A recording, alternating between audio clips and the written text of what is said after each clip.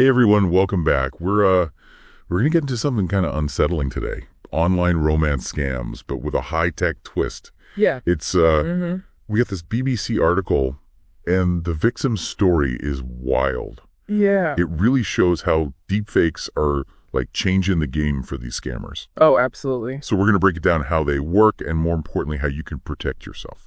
Yeah, you know what's really scary is how they combine like the classic manipulation with this cutting edge AI. Okay. So let's get into it. Yeah. The article talks about this Nikki MacLeod. She's a 77-year-old retired lecturer from Edinburgh. Okay. And she loses a lot of money, over £17,000, to a scammer who's pretending to be Ala Morgan, Wow. supposedly working on an oil rig in the North Sea, Oh, yeah. which is key, Yeah. because that makes it really hard to meet in person Absolutely. or even video chat. Yeah, it's like a textbook move. They love Right. using scenarios like oil rigs or military bases or overseas locations because it just makes it so easy to say, oh, I can't meet up with you. Exactly. Yeah. And that's where the deepfakes come in, right? Exactly. At first, the scammer's asking for small things gift cards, saying, oh, she needs them for internet access, Oh, wow. like testing the waters, I guess. Yeah. But then Nikki starts getting suspicious, and that's when they send her the deepfake videos. Right. Like supposedly showing her on the oil rig, even with like bad weather in the background. Oh, wow. And it worked. These videos eased Nikki's doubts. I mean, that's what makes deepfake so dangerous. It's not just about stealing photos. It's about creating this entirely believable persona. Yeah. This is where I start to wonder, like, how easy is it to make one of these deepfakes? Because if anyone can just whip these up, it's going to get a lot more complicated for all of us online. You're absolutely right. I mean, it used to be that you needed serious tech skills and powerful computers, but now there are apps that can do it. Like, imagine an AI learns your face from your photos or videos, Yeah. and then it uses that to manipulate other footage, making it look like you're doing or saying things that you never did. It's terrifying. I know, and it's only getting better and faster and easier to use. It's not just about scammers anymore. Yeah. It's like a much bigger problem that we're all going to have to. Exactly. It's a growing trend. Yeah. We're all becoming more vulnerable to these AI-powered scams, Yeah. and it's like a whole new world of deception. Okay, so back to Nikki's story. So the scam escalates pretty Yeah. quickly, right? Yeah. Alla comes up with this story about needing money for travel expenses to get off the oil rig. Wow. They even created a fake HR department that contacts Nikki directly asking for money for a helicopter. Wow. It's like less of a scam now and more like a movie plot. Yeah, it's wild. And that's what makes these scams so effective. They use psychological manipulation and technology to create these elaborate schemes that are just beyond what most people would even imagine possible. Right. Sadly, Nikki sends $2,500 thinking she's helping someone in need and will be reimbursed. It's easy to sit here and say, oh, I'd never fall for that. But I think this story shows how these scammers prey on people's emotions. Absolutely. They often target individuals who are feeling lonely, isolated, or vulnerable, and they just play on that desire for connection. So did Nikki ever get her money back? Well, luckily, her bank flagged a suspicious transaction, which stopped her from losing even more. But by that point, she'd already lost a lot. Oh, it's got to be devastating, not just financially, but emotionally too. Like you think you found love and then it's all just a lie.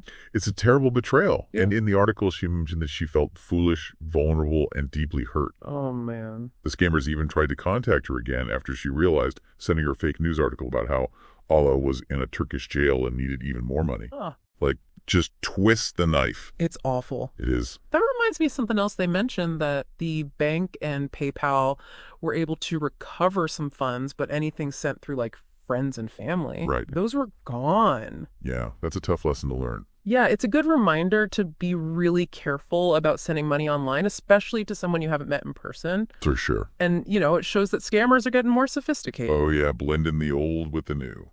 So this has been pretty heavy stuff so far before we wrap up. Yeah. Can you tell me a little more about what Dr. Shepard said, the cybersecurity expert who looked at the videos? Yeah, so she pointed out that there were like some telltale signs of deep fakes, like subtle inconsistencies in the eye movement, glitches around the jawline. Okay. But even for an expert like her, it was hard to spot these flaws. Wow. So if even the experts are having trouble, Hmm. just imagine how challenging it is for the average person. That's a scary thought. So where do we go from here? How can we protect ourselves in this age of digital deception? Well, that's exactly what we're going to be talking about in part 2.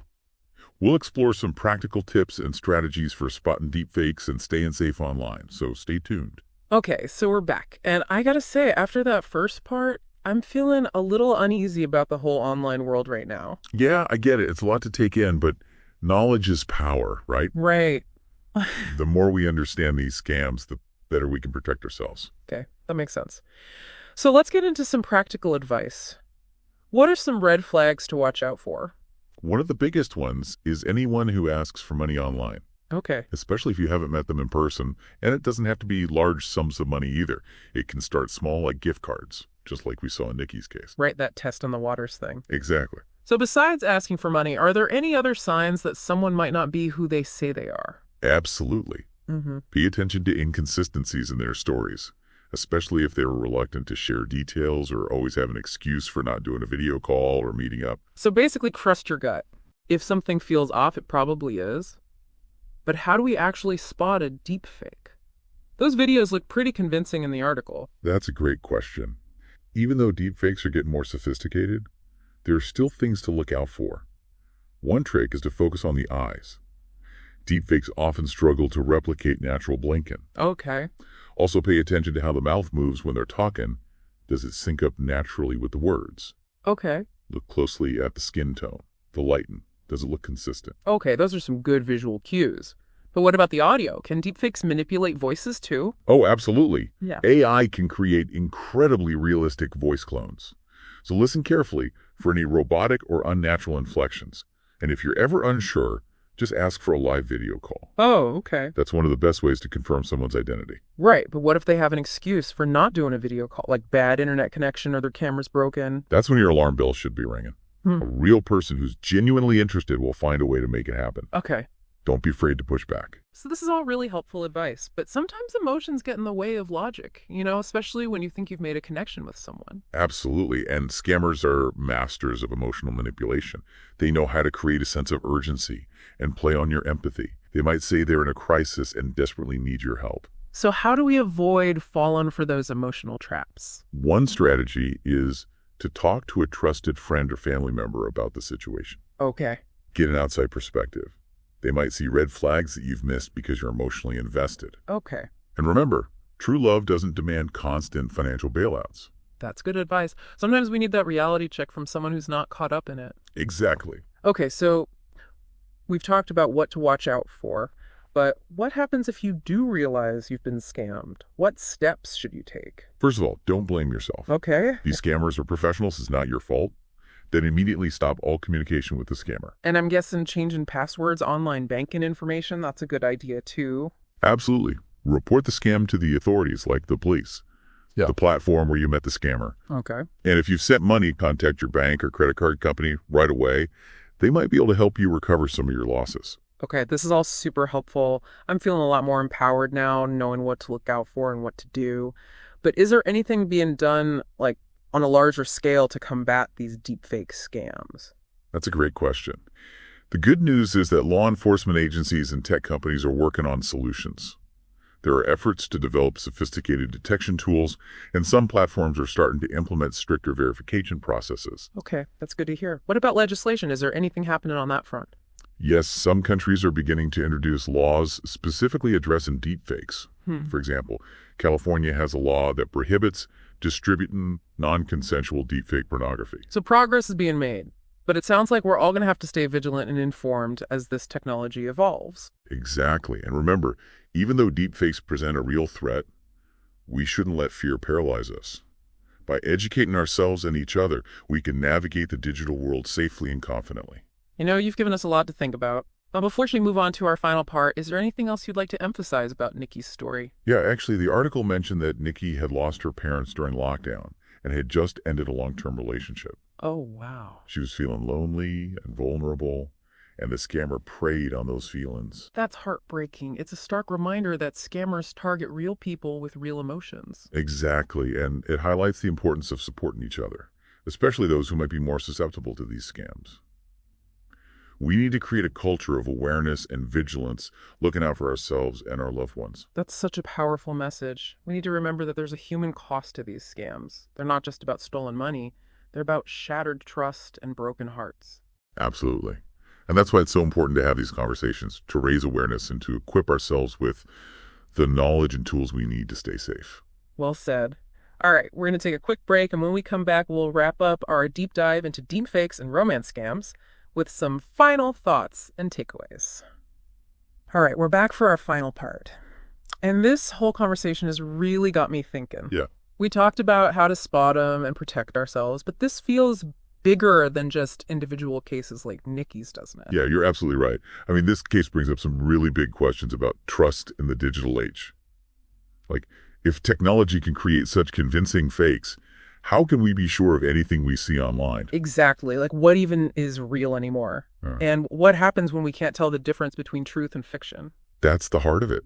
Deepfakes can erode trust, not only in like our personal relationships, but in institutions, the media, even our democratic processes. Wow, I hadn't even thought about that. Like, imagine seeing a video of a politician saying or doing something outrageous. How would we know if it was real or fake? It's a chilling thought, and the potential for chaos and manipulation is huge. Yeah. Think about the spread of misinformation during elections, or even just everyday rumors and gossip amplified by deepfakes. It's a recipe for disaster. Okay, now I'm officially freaked out. So what can we do about it? Is there any hope? Or are we all just doomed to live in this world of digital distrust? No, don't worry. It's not all doom and gloom. There are definitely things we can do, both individually and as a society. Awareness is the first step. The more we talk about deepfakes and their potential impact, the better equipped we'll be to deal with them. So education is key. But what else can we do? I mean, I'm not a tech expert, so what can I realistically do? You don't have to be a tech expert to be savvy online. One of the simplest things is to be a more critical consumer of information. Okay. Don't believe everything you see. Check sources, look for evidence, and be wary of anything that seems too good to be true. It's like that old saying, if it sounds too good to be true, it probably is. Exactly. But that's easier said than done, right? Especially with deepfakes getting so good, how can we tell what's real? You're right, it's a challenge. Yeah. But there are resources out there that can help. Fact-checking websites like Snopes and PolitiFact do a great job debunking fake news and misinformation. Oh yeah, I've used those before. But what about for deepfakes specifically? Are there any tools that can help us detect them? Yes.